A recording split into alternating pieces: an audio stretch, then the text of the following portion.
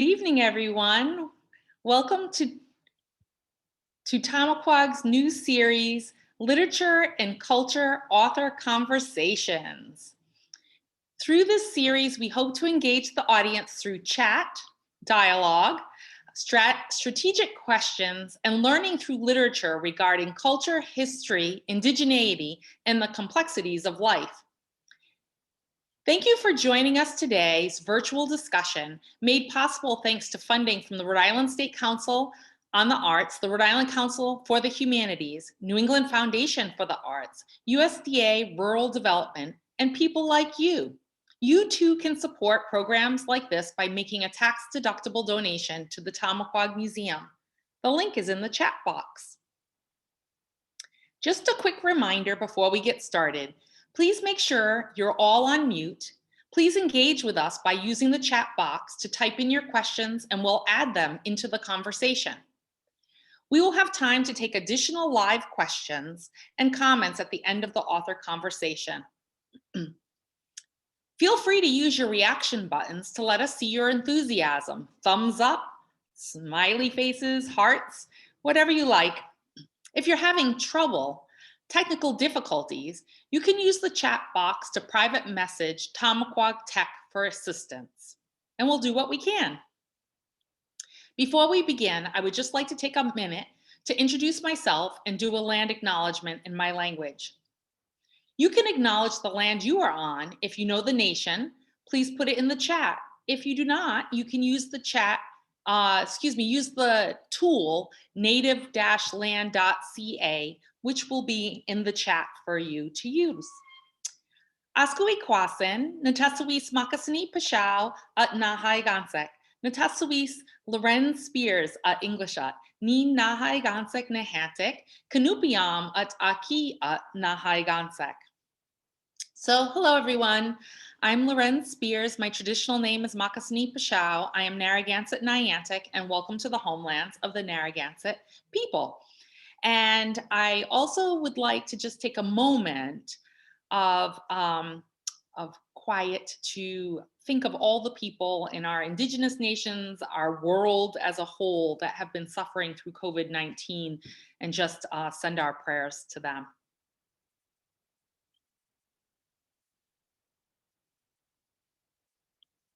Thank you, Katabatash. So tonight, I would like to introduce you to Melissa Michal. Melissa Michal is Seneca, Welsh and English descent. She is a fiction writer, essayist, photographer, and a literature and creative writing professor. She has been grateful to read at the National American Indian Museum in DC and the Amerind Museum in Rangoon. Melissa has worked appearing in the Florida Review, Yellow Medicine Review, and the University of Iowa's International Writing Program's Narrative Witnessing Project. She completed a short story collection, Living Along the Borderlines, out with Feminist Press, which was also a finalist for the Louise Merriweather First Book Prize.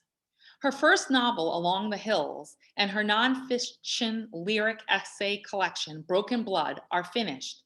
She is currently working on a dystopian novel. She has her MFA from Chatham University, from her MA from the Pennsylvania State University, and her PhD in literature from Arizona State University, where she focused on education, trauma, and representation of Indigenous histories and literature in the curriculum. Please help me in welcoming today's guest, Melissa Michal. You can use your chat reaction if you'd like. You just click the reaction buttons and you can clap like that if you're not familiar, or do a thumbs up, or even do a heart. So we would love to welcome you. Hello, Melissa. Come join us. Hi, Loren. Thank you for having me on Yahweh. I would also like to recognize that I am on Narragansett land currently as well. And I'm so excited for our conversation. Usually I'm just reading, and I love the fact that we're talking. Yay! Yes, yes. And I so thank all those people that are mentioning what homelands they're on, and I'm so proud to see that. there. So we have so much to say, and we're going to have chance if there's questions that you want to ask or have asked. We seem to have a reasonable sized group, so we might even be able to interject along the way. If you put a hands up and you have a great question that's a follow up to something that we're saying, I'm happy to pause in that. We had a little more on the registration that's actually here. I thought it might get unwieldy. So we might be able to work it out. So let's see how we go. I thought, Melissa, since we're new friends and buddies, and she just moved to Rhode Island and we got to know each other through a colleague, but I thought it might be nice for the group here to get to know a little bit about your background and, sort of how you came to be an author. Oh my goodness. So I've been writing since I was very, very young. I always say my first story was a birthday card to my nephew, and so I think I was 5, and I made him king. That's also on my webpage because I think that's just the cutest thing ever, not just because of me, but we write at a very young age, and sometimes we just know that young. And I just kind of kept at it. I took creative writing as an undergrad and took everything that I possibly could, from poetry to fiction, which is how I became a fiction writer. So I actually started out as a poet, little known fact. And, I really liked writing poetry. And then I took fiction class with Sarah Freely, who also interned with at Boa Editions, which is a poetry um, publishing company in Rochester, New York. And I fell in love with flash fiction more than poetry. I still will go back and write a poem now and again. But there was something about the idea of crafting an imaginary world where I just decided to go down that road and continue down that road. And then eventually discovered, upon some international traveling, that I also liked writing nonfiction. Um, and I was that short story writer that was like, I will just always be a short story writer. Never say that is what I have discovered, because what it has become for me is whatever the medium, whatever the topic needs is the medium that I now work in, whatever it calls for. If I feel like it needs to be a poem, it's a poem. If I feel like it needs to be a screenplay, it'll be a screenplay. So just kind of open myself to that. Um, but I actually went back to school to become a teacher and to go down that particular route as, teach creative writing, teach literature, teach Indigenous issues after a moment um, on a particular nationally known kind of trip. I will leave it nameless for now. Where I was, how do I explain this? Where had just come from a visit to a cultural center where we had 2 speakers put together by that particular cultural center, one an elder and one a younger gentleman, and the younger gentleman was talking about his particular community's artwork in probably semi-controversial ways, and yet he was also the grandson of a famous artist there. So I mean, you know, um, and we had one of our scholars come onto the bus, who was there with us, a white scholar of Pacific Northwest Coast art, Indigenous art, and just say that he hadn't gone to school for that, and not to take anything he had said seriously, take it all with a grain of salt. And I'm sitting in the back of the bus, like, boiling. How can you say you that someone who is Indigenous doesn't know about their own art in their community? And I found out later on that there were a number of us that were boiling in the back of the bus, but it was like years later. We all just didn't know what to do with that. And that person continued that. And ironically, it's July 4th. This is a nonfiction essay that I have worked on, I haven't yet published. So it's something that I have worked through, but that is why I went back to school, because I said, no, we can't have this in the schools. And so that's kind of how I meandered about, and was working on my creative writing, and then ended up in the academic world as well. don't know if that answers that Which question. it certainly does. It tells everyone how you got to Rhode Island, which is wonderful. Oh, Um, one yeah. of the things that what struck me, I'm, I have to say I'm guilty of not having read all of it, but I've read, what's fun is it's short stories, so you can pick and choose and read this one and that one. But it explains a lot that you have a poetry background, because I feel that in your writing. And so that's really, it's beautiful. I do have, I think, I don't know if people have studied that. I love the cover of this. It's so beautiful. The illustrator that did this it's so wonderful. But I'm wondering if you can share, like, what inspired you to write this particular book? And it's just, and maybe a little bit about how you go about organizing your projects in the same vein. Absolutely. Before I answer that question, I just wanted to tell anyone, if there's anyone else who would like to have their video on, that's absolutely fine with me, in case anybody was wondering what the rules were here. So that's entirely up to you to have it on or not. I love seeing faces. So, well, first of all, the artist is Natasha Smoke Santiago, and I've known her for a number of years, and she was the first artist that I really wanted as a book cover, just so you can all go support her. This particular collection, I had been moving through stories about main female characters for a while, and hadn't really landed on what I was doing with them. So I had a collection before this for my MFA. And it just didn't, I mean, it hit at that moment for me, but not in a way where maybe that's a collection I would ever publish, like maybe a few stories from it. And when I started to really get to know more about boarding schools, because of course it's not in our education, we have to encounter it in different ways. And so I started to even learn more about my own history. I really wanted to write about the effects of that. After that trip I had taken and had heard from many other Indigenous peoples on that trip, students I've encountered, things teachers didn't really understand, things other students hadn't experienced or knew about us, or particularly about my community. I really wanted to write about those strong, resilient women. And I wanted to write about my community because I think, as far as fiction writers go, there's two of us. I could be wrong. I hope I am wrong. And the other one is a man, Eric Gansworth. So um, those were the main things that directed where this took place, and the parts of the community that I wanted to talk about. And I also wanted to recognize that we're not all in that community. I spent a lot of time out and away because of schooling and jobs, and that sometimes we're carried away to these different spaces because we don't always live right where we're from.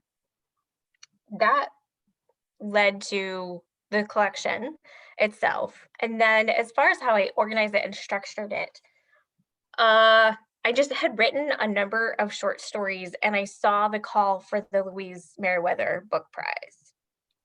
And I thought, well, that would be a good deadline to make for myself. I had no and no thoughts whatsoever of anything coming from it other than a finished collection that maybe I could send out elsewhere. And so they needed 50,000 words. I needed 17,500 more in a month and a half. And I was writing my dissertation the whole summer. I had to finish the dissertation that same summer, shortly after this deadline. But the two were keeping me going. Like one was keeping me going with the other. And so they played together well. And I had a very structured way of doing it where I would get up in the morning and I would read from a novel or some kind of creative piece, maybe a poetry collection, and I would read like 50 pages, and then I would close my evening in the same way. And then that day I was either working on my dissertation or was getting my 800 words in for this collection, because I had to both write 17,500 words and revise the entire collection and organize it. Because at that point I hadn't seen it yet as a collection. I knew it could be because of some of the stories that I had. And then I really wanted it to also be a good experience where you didn't have 3 long stories together. So I really thought about length and how readers kind of like navigate through the waves of that if they're reading from beginning to end. And I know there are people who kind of read and hop around a short story collection, and that's fine. But this particular collection is actually ordered very intentionally, to move from darkness into light, and to really work through that. And when the calling, where calling the ancestors is, I'm calling the ancestors to get rid of some of that darkness, and to bring some of that in. Where the Crowding the Dark Space is the story about the cave exploration. That is really, I can't remember if it comes before or after. I have it here in front of me, but that's also really about kind of like clearing some of that space and really like recognizing like where we get that connection with community and how we get that, and the literal kind of like touch and feel of the actual space itself and having that direct connection to a place. Um, and really wanted readers to kind of feel that, yes, there's this trauma and the boarding schools created this in our blood, and we have resilience, and we have strong female aunties and daughters and cousins, and we aren't just this woman that's the girlfriend, because that's what we typically are. I was also trying to break what I had seen previously, whether it be non-Indigenous writers writing about Indigenous communities, or whether even American Indian authors writing about communities. It's most often a male lead, and a traumatized male lead, and the woman is like the side girlfriend, or maybe you have the auntie elder who's like the wise woman. Like that's that's who we are, and in those spaces. And I really wanted to flip the narrative about that. And so I was intentionally kind of like moving and weaving, and by the end, we had our own authority and agency, as we've always had, and yet you could hopefully more distinctly see that. And so that's how I thought about structure: is length and interaction by the audience, and also how do we move an audience through really difficult periods. When I was reading some of this, the thing that spoke to me, one is I could see myself and people in my community in your fiction. And I was wondering, like, how do you come up with like the characters? Like, how do you develop them? How do you, create that image of whatever character you're trying to think of, because you're trying to create it, you know, out of your own mind, if you will. Yeah. First of all, thank you. That makes me the happiest author ever to hear that. I'm so glad to hear that, because I always wonder, like, oh, is this really going to hit those that I'm actually talking about, and thinking about? That's my audience right there. That's my first and foremost audience. Um, ha- I how do I think the writers here will understand this a little bit, and I'll start there and then try to get more specific. Is the characters come to me? Um, they sometimes it starts with, well, I'm going to write about da da da kind of topic. I don't know what that's going to be, but this character is going to go through da da da, and then the character will just start happening on the page. But I think too, I try as much as possible, between like reading literature and criticism, paying attention to my students, paying attention to those in my community, paying attention to other Indigenous communities that I've been in, lived in, visited, connected with, talked to, really listen to what those experiences have been, how they felt for people, how I'm feeling when I'm hearing those particular stories, like what I see, um, who I see standing in front of me, because it's always like very different and varied, um, and where some of what we've experienced intersects and crosses, although different across every tribal nation. And so, as much as those characters come, I think through the unconscious, it's also arising out of um, being a good writer observer, and just kind of sitting in that space and letting those characters, and also through the revision process, when you're reading through and you're like, oh, that doesn't land. That's not how that would be said, or what that community member would be like, or what that's like, or how do I create that landscape that I know so well. I think that also hopefully what gives that head nod moment that you're talking about, Loren, is that I grew up in the Rochester, New York area. I know that very deeply. I know how to drive around those streets and where, those communities are, and have been involved in them and volunteered, and even gotten to know spaces outside of Rochester since leaving. I so that's how those characters come to me, is really ensuring that that I've listened carefully to begin with, and B, that going back through that revision process, I'm really thinking about that and thinking about y'all, and what that should look like and sound like in ways where we actually get represented on the page. So It's critical what you said about knowing the space. I probably everybody here has read a book at one point or another where it's in a space that but they've made up things about it.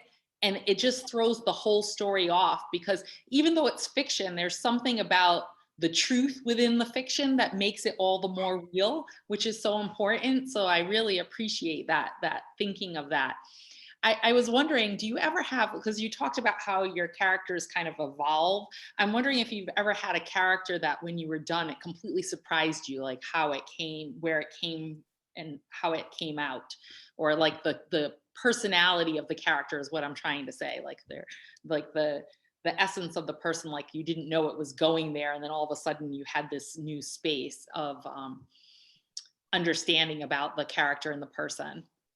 yeah, I feel like that's a lot of those stories. Um,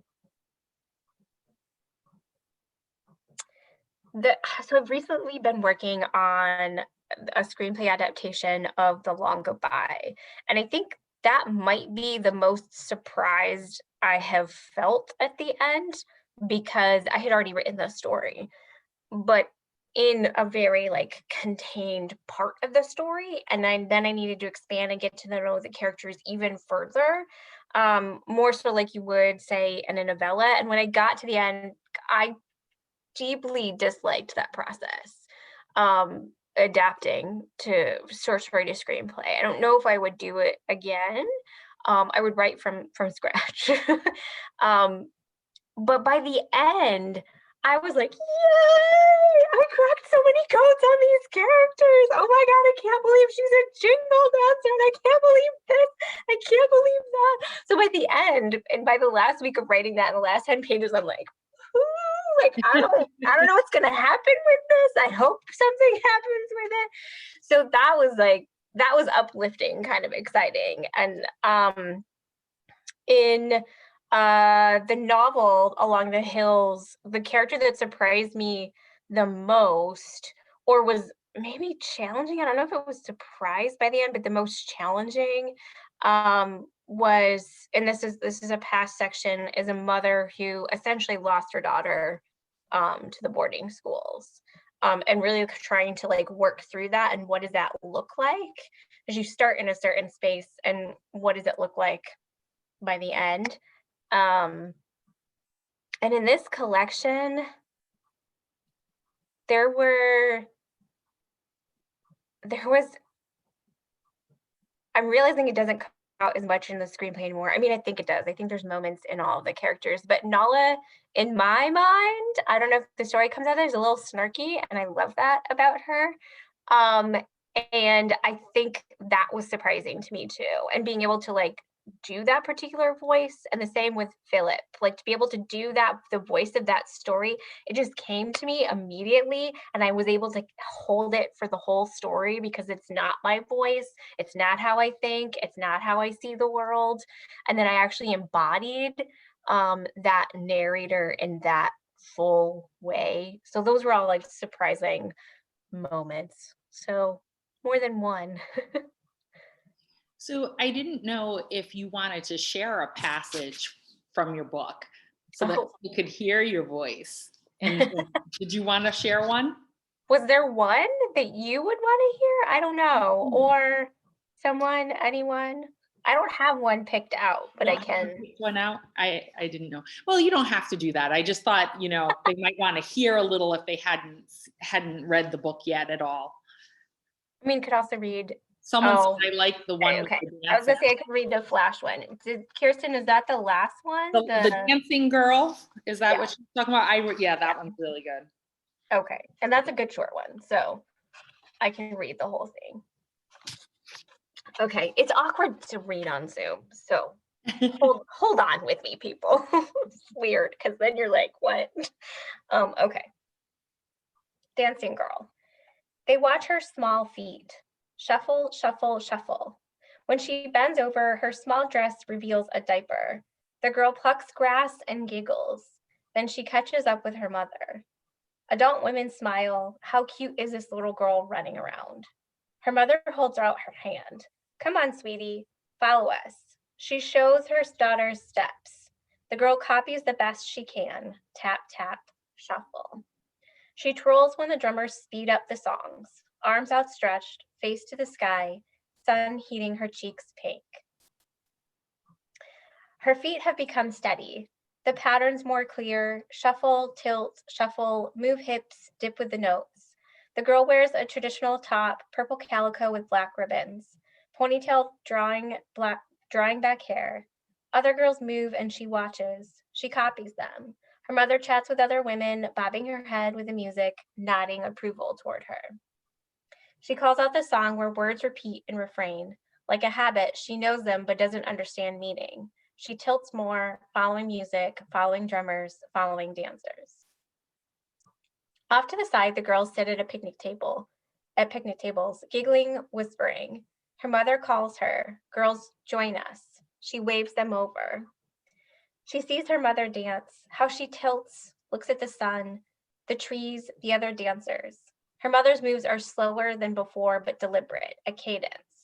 The breeze pushes back her hair. She notices her mother laugh with another woman. They lean in, smile, then follow the men and other women. Stomping, stomping, shaking the ground, faces turning serious. She feels that vibration, hears the sound, notices the birds, land near them, and the trees bend and sway, but the girl holds tight to the table.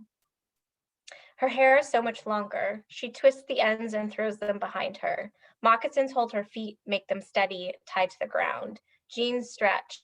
The song tells the creation story, and they recreate shuffle, shuffle, pat, pat. Drums flow through her blood. The blood pumps to the beat. She grasps her belly and thinks of Sky Woman. Her body tilts and sways, and her arms wing out. She turns and follows. The men's singing calls out, throbbing, rattle, shaking. Move shape her, make her, learned habits she would remember, her body sometimes when she can't, ingrained, her feet to the earth, her feet to the earth. That's wonderful. And, anyone can feel free to make comments in the chat. Thank you for sharing that. I think it was important because, like I said, there's a lot of poetry in the way that you write. And for those of us that, I guess, can remember when we were little, you can almost picture yourself learning how to dance with your family and your community, I think, and just the experience of that with your own children, your own grandchildren, in my case, watching them learn to dance and how they're connected to our history and our stories through that. And I think you can capture that in that short story, which is really powerful. So many topics within your short stories are connected to what's going on in the world today.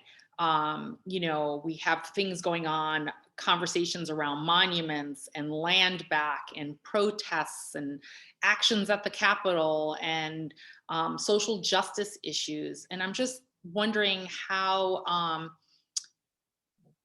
you use your work to speak to these pressing issues. For some reason, I can't talk tonight. My tongue keeps getting It's a tied. Wednesday.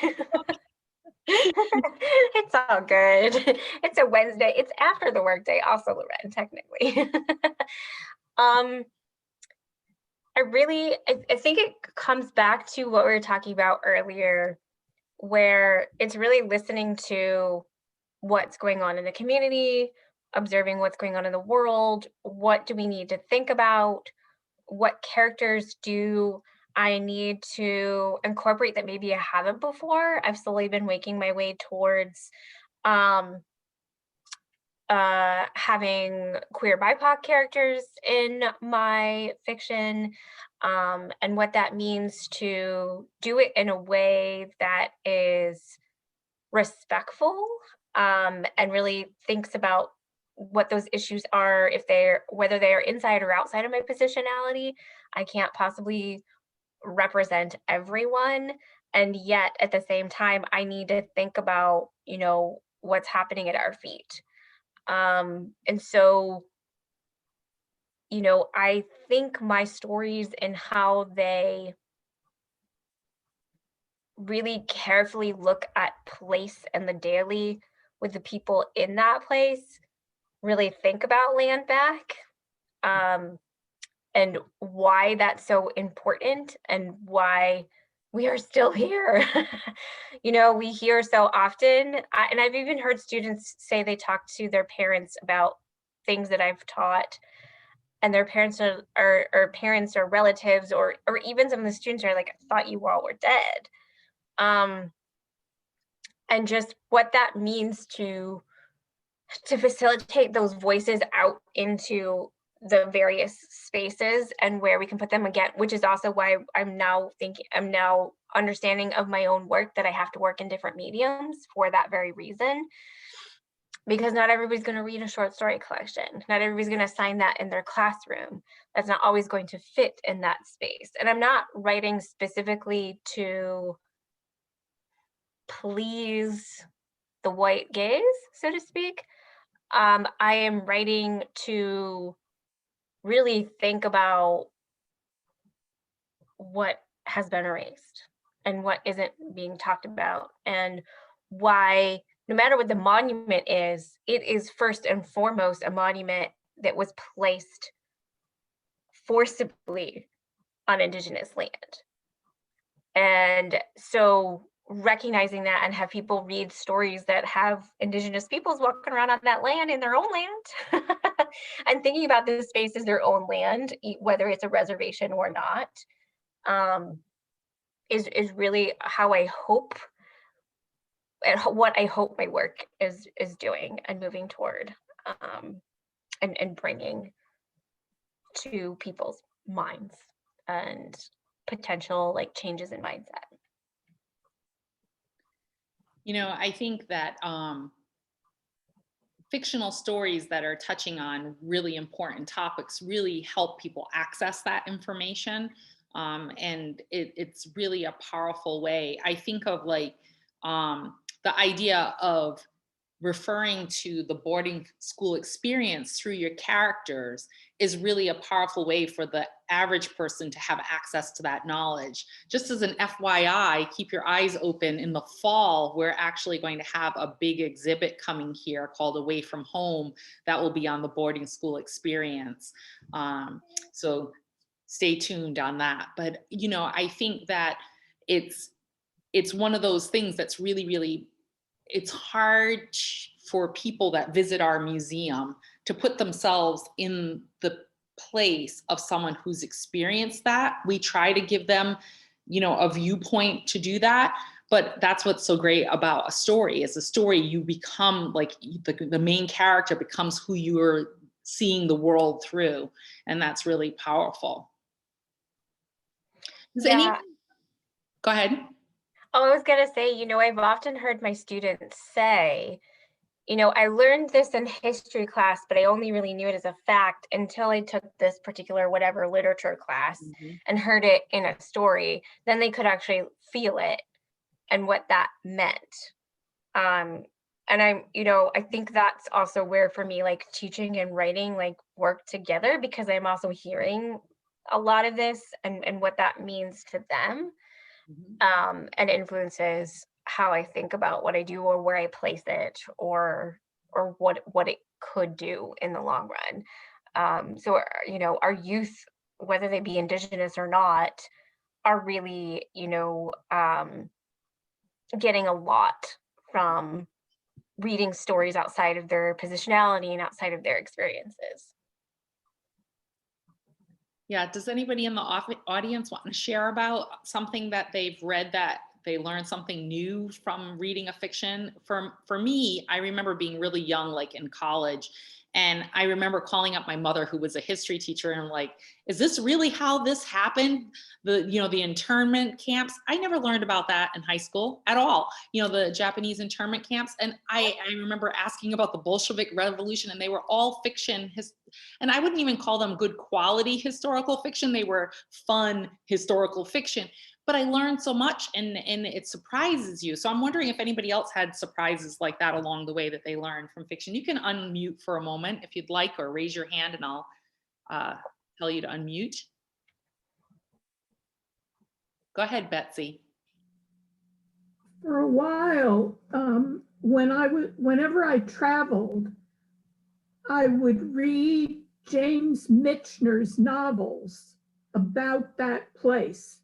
I went to a conference in Colonial Williamsburg, and I read James Michener's Chesapeake. And before I went to Alaska for a visit, I read his novel on Alaska. And I know he researched well. I don't know how good his representations are of the issue that Melissa raised of positionality. Mm-hmm. White writers writing Black characters, writing Indigenous characters, writing Chicano characters. In his novel on Hawaii, of course, writing Native Hawaiian characters. That's always an issue if you're writing about a multicultural context. You yourself can't be all those people. But I found his novels really helpful in getting at the lived experience of different times and places. Thank you. That was wonderful. It's so true that so many, that's why we're all here. We like to read and we like to hear the stories and the perspectives. And sometimes they're done really well and sometimes not so much. But even from some of the worst books I've ever read, you learn something from the characters, from their experience, even if it's not in the best, impactful way. And so, Melissa, I'm wondering, like, thinking of impacts, like do you ever consciously think about what you would like your books to do as far as impact in our community, in our world? I do. I only allow myself slight moments of that because I think it would terrorize me. I don't know if that's the right word. Overwhelm me. Um, I would like to hope that it's doing what we were talking about earlier, that there is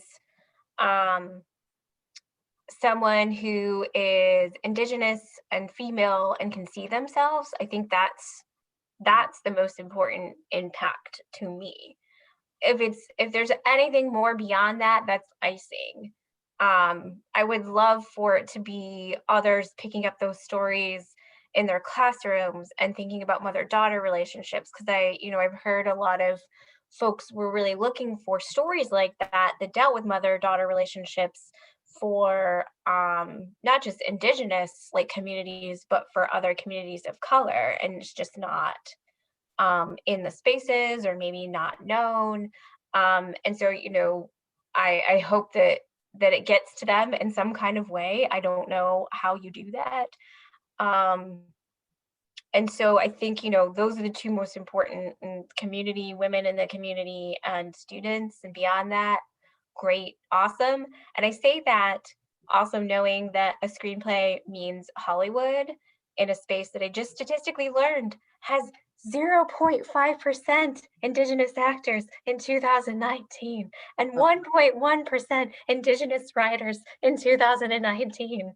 And so, and that's not even Indigenous stories. It's probably a lower percentage. That's just those working in a field that doesn't really want their stories. And so they're getting the work where they can. And you know, I would really like, even if it's not my screenplay, I really want film to change. I really want TV shows to change, and not just, of course, there should be movies that are just about us, right? But also, what about the TV shows that have all of these other different types of characters, or maybe no different types of characters? Maybe they're just white or whatever. And, you know, where are the Indigenous characters ever? They're usually the tribal policeman that's somehow like getting in the way of the investigation. That's what I've noticed. You know, and that's or that man on the reservation is the one that committed the crime. Or the one that's being charged with it and they didn't really do it and they found someone else did. Like, that's, I mean, I watch a lot of crime shows. That's probably part of the problem. But but that's what I have noticed. And, you know, I have a colleague who has actually studied, I think mostly TV shows, I would say. And there's a lot of us that will text him and be like, oh, here's the Native episode in this series. And there literally is usually a Native episode in a TV series. Not always, but most of the time. And you'll notice it is exactly what I just described. And that's just, and so as much as I'm like trying to keep like my hopes and aspirations for what happens like really low key, and those are really impactful and important, but kind of on the more obtainable side, I really, really want change that is so much more national and public, and where more of our youth can see themselves and feel seen and heard, because it does affect them psychologically. I mean, I've heard so many authors say they wanted to be the cowboy and not the Indian. So, I mean, that's very telling. So try to keep it on the realistic and yet dream big. Yeah, I mean, I love the idea of the screenplay. And, you know, just to continue your thought about that, it's that we should be seen in all shows, like not just in the Indian show, but in the show that's with the friends that are at college or whatever. You know, I went to college, I had friends and they weren't all Native. So look at that. You know, there should be a Native friend and a non, you know, Latinx friend and a white friend and whatever. You know, it's you're so right. We're just not visible. And those numbers that you said are staggering. It's no wonder we're not visible. But that's another whole story. I'm thinking about, like, with the screenplay, I'm wondering what other future goals you have.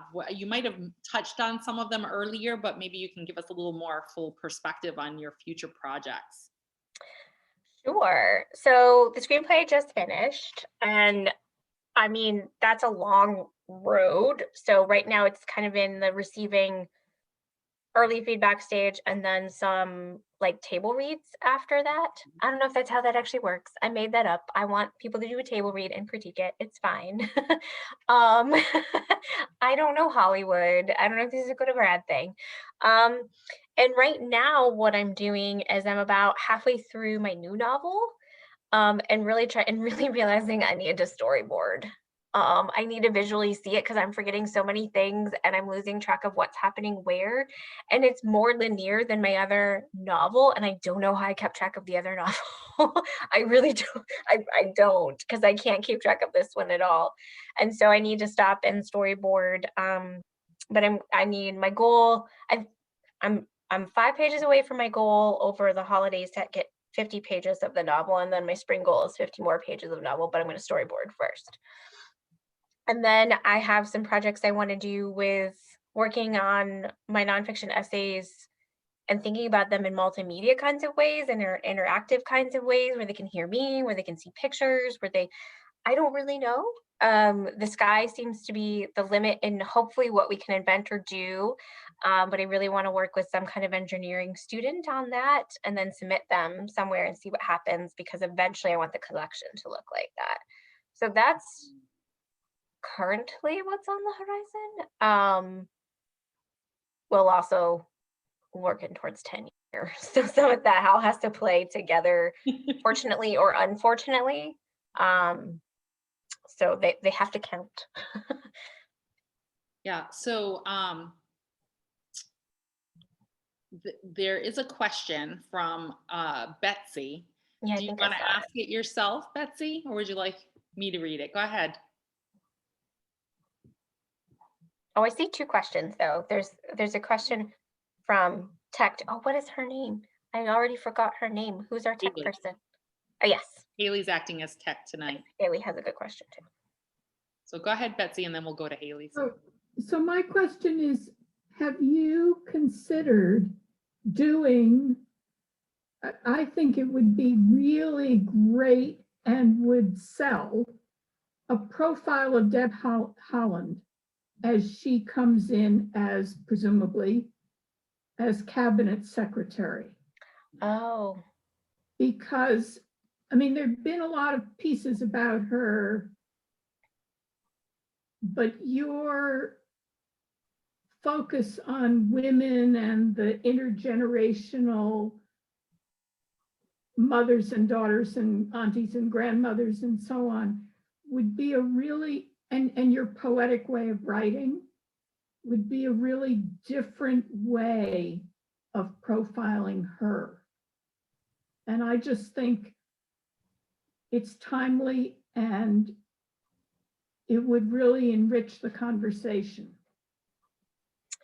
You know, I hadn't thought about it. And I typically, I mean, also little known fact, I did journalism in undergrad as well as English. So, I mean, I know how to write a feature article. I haven't written one in 20 years. It's been a little while. I hadn't thought about that. And I don't know what connections I would have where I could even get her at this point. That would probably be a big ask in connections. And, you know, I would actually have some tough questions for her, and I don't know. There's definitely some things that need to be addressed. I don't know if I'm that person. Actually, no, I don't think I am that person. I think someone who is Afro-Indigenous would be that person. So I wonder if maybe that would be the right person to do that particular profile for the reasons that I'm thinking of. We won't get into it here. But you know, I don't know. That's a good question and a good thing to think about. So there was another question, and I think this pertained to what we were talking about just a moment ago. How does reading fictional accounts help you process difficult stories? I think a lot of my processing, from what I'm starting to understand about myself, because I'm always surprised how in stride I take reading these things, but I think it does affect me subconsciously in ways that aren't great.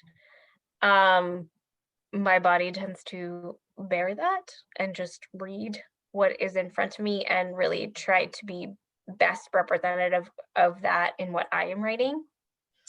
As far as it being fictional and helping with those difficult, I think what it does is it kind of takes what could be right here with a nonfiction piece and pulls it a little further out. Oh, we can't see.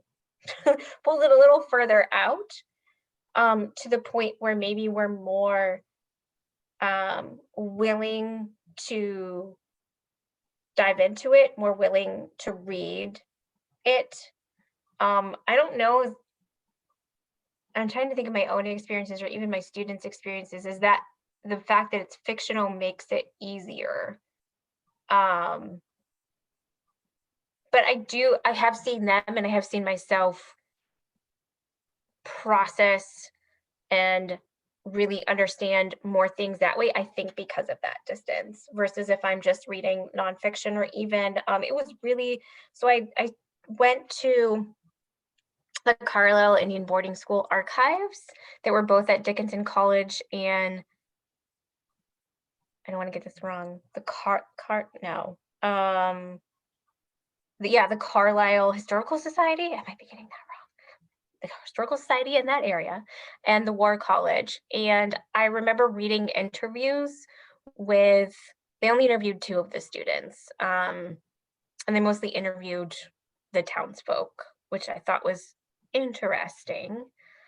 And I don't know if that's because the students didn't want to be interviewed, or maybe were back with their families by that point or wanted nothing to do with it, or if that's all they thought to interview. And I remember reading those interviews being really difficult, because I already at that point knew and understood what was being left out, and why. So I think it just gives that step back. I don't know, how do other people feel the same way between fiction and nonfiction? For me, yes, I can read much more difficult topics in a fictional setting than in a nonfiction. In nonfiction, I find I even though I have to read a lot of nonfiction for the work that I do, I find that I put it down much more quickly because I'm just overwhelmed by the pain of it. They are hard stories, and there are stories, so they're really difficult. Mm-hmm. Yeah. Well, no, oh no, nonfiction. Now I'm thinking my own nonfiction essay collection. Well, it's a thing. It exists. It's a thing. Hopefully it will get out and get published. And when I write, I'm always writing nonfiction, but it's always heavy. So I need to learn how to write some fiction. I can help you with that. Yes, we hope to have you do a workshop with us in the collaboration with We Are the Seeds we're putting together. You're on the list. Oh, I didn't know, people. This is awesome. I would love to. I'm always finagling some new thing. So I'm wondering, because you were talking about fiction that you like to read, I'm wondering, or that you like to read, I'm just wondering what you're reading right now. So what I'm reading now is actually outside of what I would typically pick up, which is good. I have them here with me. I'll show in a second. But what I typically read is speculative fiction. So like science fiction, fantasy, or mystery. That's what I enjoy reading. And that's what I try and incorporate into my own writing. And so what I'm reading right now is so this is One Way to Dance by Sejal Shah. It's actually a nonfiction essay collection. She is a Gujarati essay writer, and it's a really beautiful collection. She's also coming to Bryant, which is part of, I mean, I would have read it anyway because I love her and she's amazing. And I had bought it before I even knew she was coming to Bryant. But I'm reading it specifically because we're going to be interacting with her this semester, and I want to be able to talk about it with my students and also with the teachers who have agreed to teach her book. So I want to be helpful with that. And then little Tom plug. Okay, coming at you. This I somehow have to read by Tuesday. Silver Moon. I just got it today. Okay.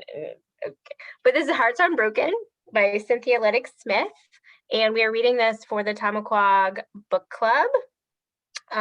So anyone can register because it's virtual right now. So join us. Get yours quickly because we have to read the whole thing, because normally we break it up into sections, but this one we're reading the whole thing. But this is a YA novel, and you can see it's got an award. What is this? The American Indian Library Association Youth Literature Award. Ooh, all right, Cynthia. She's also just a lovely, delightful person. There's always that's part of it. So that's what I'm reading right now. But on the horizon, I really, really want to catch up on the past couple of years of any Indigenous writing that has come out. I've read some of it, but I really want to catch up because there's been a lot that's come out, which is actually quite amazing. Yeah, so I'm reading 2 books. I'm reading Living on the Borderline, and I'm reading Our Beloved Kin. So I've got fiction and I've got nonfiction, and I'm very much dragging Lisa Brooks. We had her speak, and it's a wonderful book. Yeah. But it's deep and it's painful because it's about King Philip's War. So 2 different things going on. I see lots of people naming the books that they're reading, which is great. I'm excited someone's reading Lately. That is a beautiful book. I don't know the other ones. Well, I know Susan Collins. I just don't know that particular book. Oh, who finished? Still remember when you finished Hearts of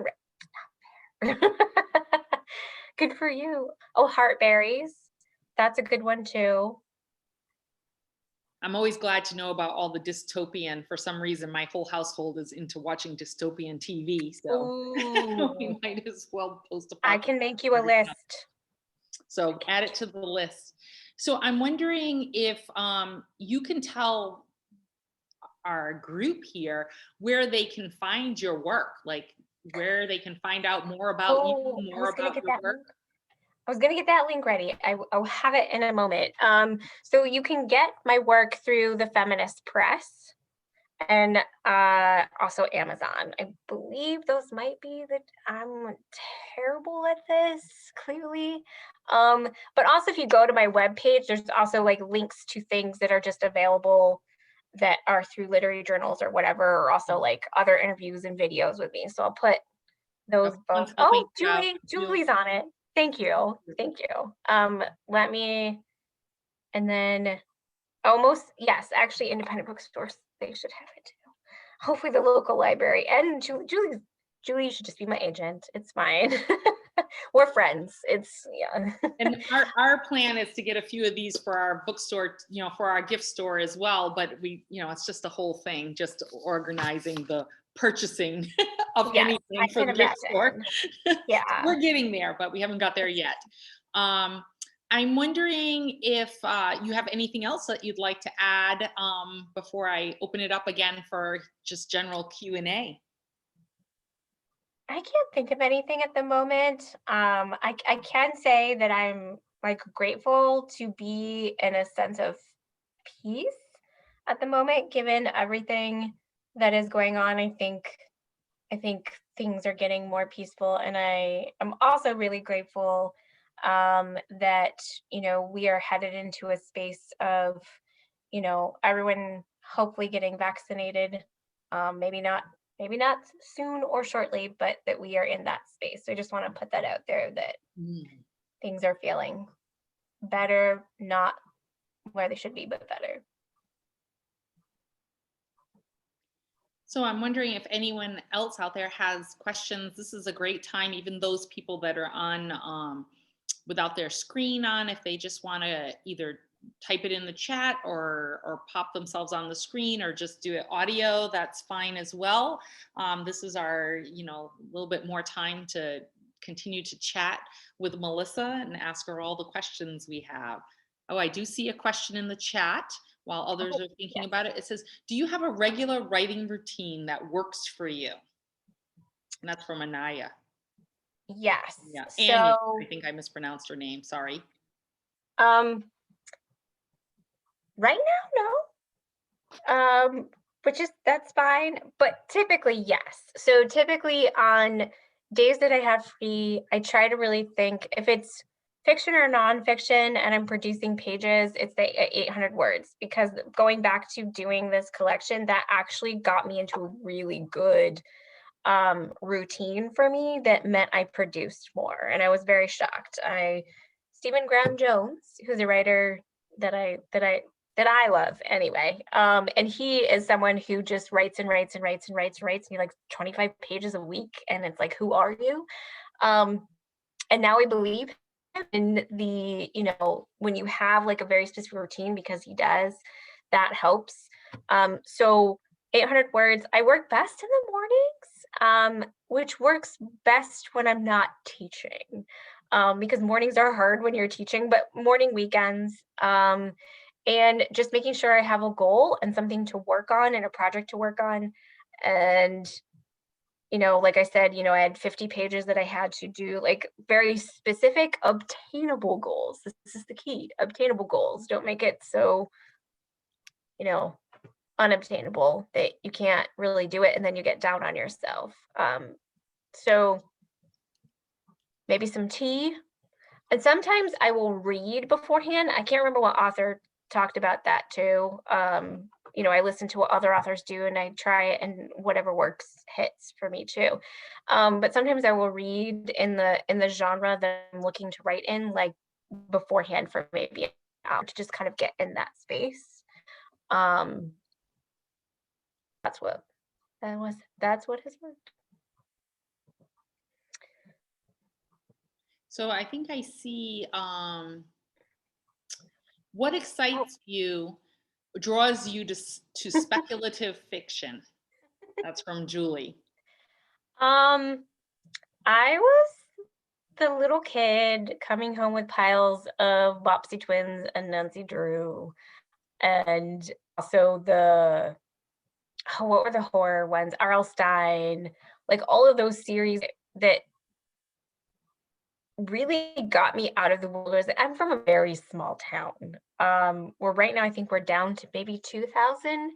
And at the time that I was coming up, there was maybe 4,000 of us in the very small town. And so I needed something to take me out of that space. And for me, mysteries were the big draw for me. And then I eventually moved into those other spaces of, dystopian and fantasy and science fiction. And really, I just wanted to be in another world. And I think now what draws me to that is I think we can have these conversations and dialogues in a way that does attract more mass audiences and is more manageable is the wrong word, but more palpable. That's what I'm looking for, more palpable for them to maybe be more willing to hear and learn about it than they might in other spaces. And I just also think it's a very popular genre right now. And so we've kind of hit that moment where then this is the time to be having those dialogues, even though we've been having them since the early 1900s in these kinds of forms. And, they've been around for a long time. But as you can tell, I just get excited in general about the form. And that's me when I'm writing it too. I'm like, woo! So it's that being in a different world that you can imagine, and that because I also like to fix things. So that's where that comes from, in a world where I'm imagining, and you have to almost be speculative right now in order for that to be possible. Thank you. So there's a question from Crystal. She said, your short story, Dancing Girl, what was your inspiration for this? Do you dance, watch dancing, know dancers? Yeah, so I experienced this. So I lived in a small town that there was no other American Indians, and I was far from the city. So once I went to college, I finally experienced my first.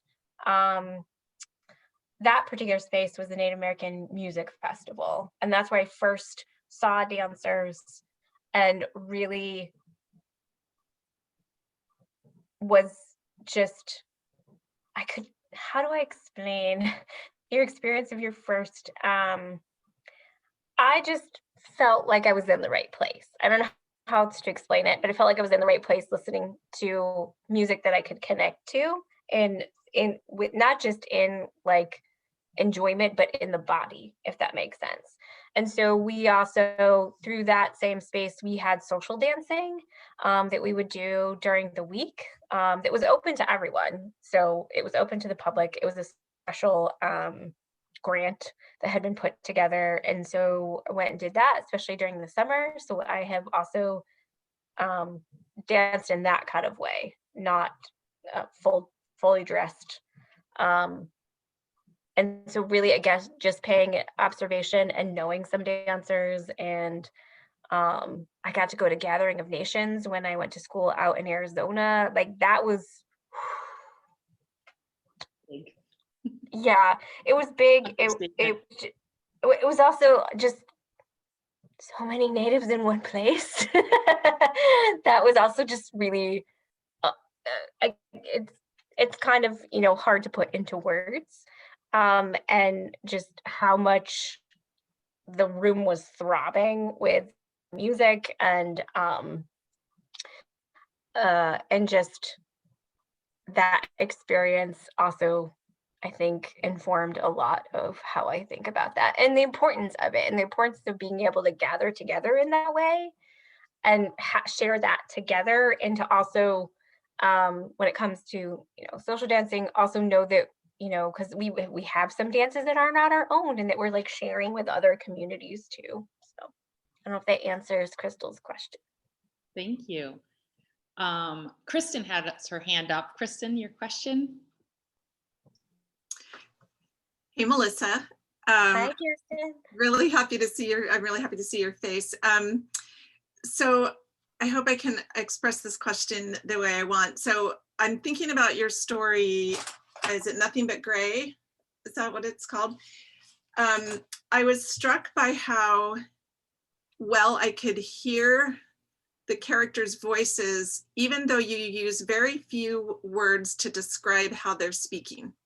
So for example, you don't say, she said loudly, or, right? So there's this way that you set their physical actions, kind of like they're throwing down a coat or the way they turn or something. And I just wondered, so I felt like I had this really clear sense of their personalities, even, and that I could hear them, right, through that sort of physicality that you create. And I just wondered, you said that characters come to you sometimes, and I wondered if you can hear them or see them, or what that feels like to you, because it's very visual, but it also allowed me to hear them. Thank you for that compliment and comment, by the way. I really appreciate that. I hadn't thought about it that way, so I'm glad that it comes off that way. I actually, that's also just nice because I sometimes worry that they all start to sound the same, you know, when you're writing so many characters. And Nothing But Gray was connected to, oh gosh, now I have to look. It's been a little while, just been a little while. Oh, Nothing But Gray. Oh, A Song Returning. And so I wrote Nothing But Gray first and knew that I wanted to go back and write A Song Returning because they're connected. So one is about the family, and then the other one is from the adopted girls, for anybody who doesn't know, the adopted girls' perspective. And her way of moving in the world to me was so distinct compared to my other stories. I knew it had to be withdrawn. I knew it had to be hard for her to really navigate space with people, because being adopted and then suddenly finding out that she was not only adopted, which you know she had known, but also that she was American Indian, and suddenly she had a family, and there were all these like things that maybe that explained her disconnect in certain kinds of ways. And so I was very calculated with her specifically. So maybe that's why, because I was really thinking about her internalized kind of unconscious intergenerational trauma and what that looked like because of being adopted and not raised in your community. And